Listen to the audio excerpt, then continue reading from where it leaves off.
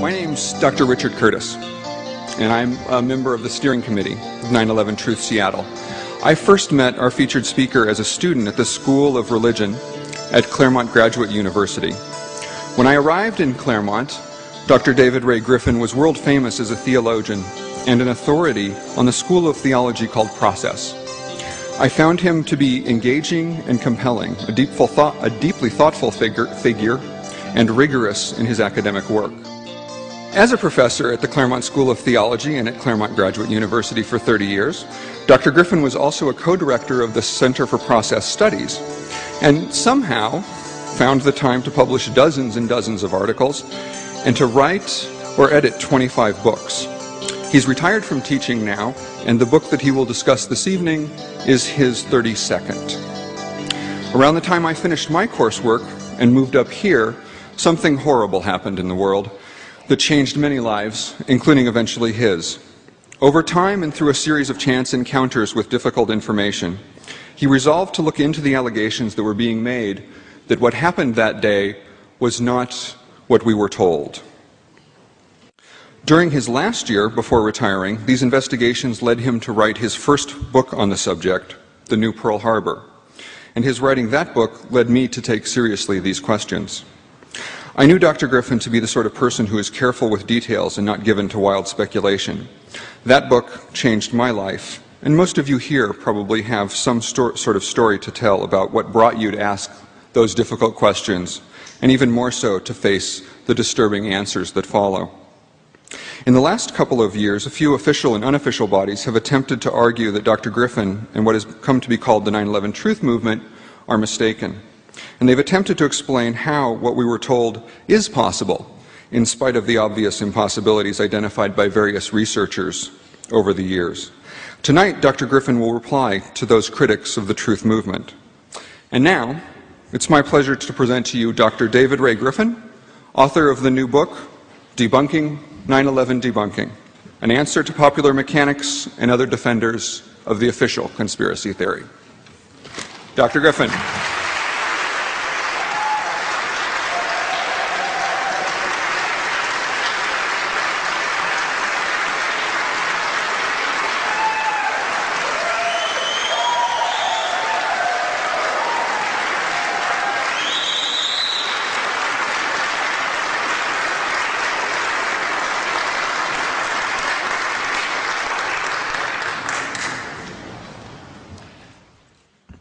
Good evening. I'm glad to be speaking here in Washington, the state in which I was born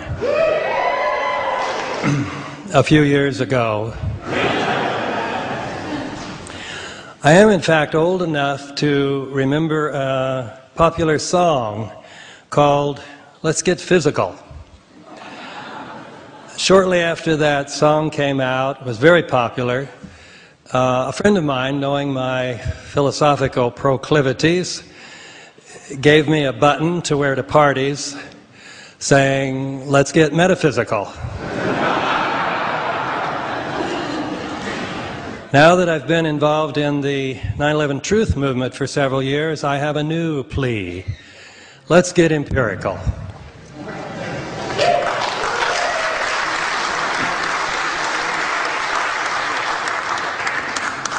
And that's the title of my lecture tonight, 9/11, Let's Get Empirical.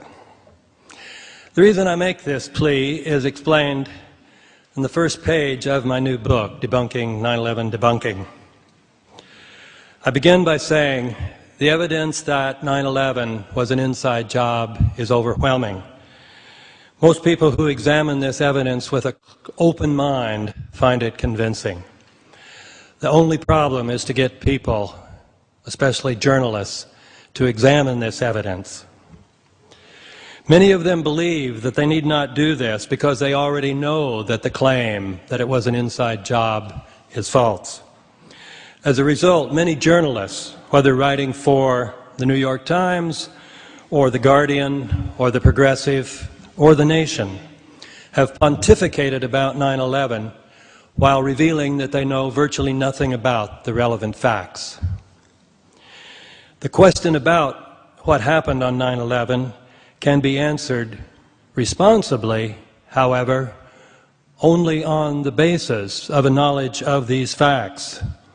And yet many journalists, like many other people, have used various means to avoid getting empirical about 9/11.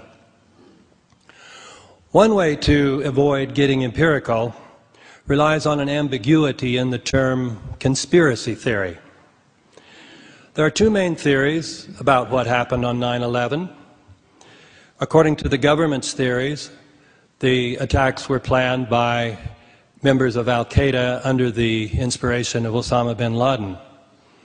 According to the alternative theory, the attacks were orchestrated or at least assisted by forces within our own government. Many people, including many journalists, assume that the 9/11 Truth Movement's theory can be dismissed a priori because it is a conspiracy theory. But a conspiracy, says my dictionary, is an agreement to perform together an illegal, treacherous, or evil act. To hold a conspiracy theory about some event is, therefore, simply to believe that that event arose out of such an agreement. This is, we can say, the generic meaning of conspiracy theory. Given this generic meaning of the term, we are conspiracy theorists if we believe individuals have conspired to rob banks, that oil companies have conspired with scientists for hire to conceal the reality of human-caused global warming, or if we believe that American presidents have conspired with members of their administration to fabricate pretexts for going to war. In other words, once we get empirical about the term conspiracy theory, we realize we're all conspiracy theorists. Announcing that one rejects conspiracy theories has become almost a reflex action. But we would be more honest if we, with Michael Moore, would say, now, I'm not into conspiracy theories, except for those that are true. In spite of the obviousness of this point, many journalists follow propagandists in using the term conspiracy theory as an accusation. We can call this the propagandistic meaning of the term. Those who use the term in this propagandistic way ignore its generic meaning. They thereby equate theories as such, conspiracy theories as such, with a particular type of conspiracy theory, that is, the ones that are irrational, unscientific, kooky. Now, there are certainly many conspiracy theories of that nature. But our newspapers and TV news programs reveal some new conspiracy almost every day as a fact. So it is dishonest. It is pure propaganda to imply that all conspiracy theories are unworthy of belief.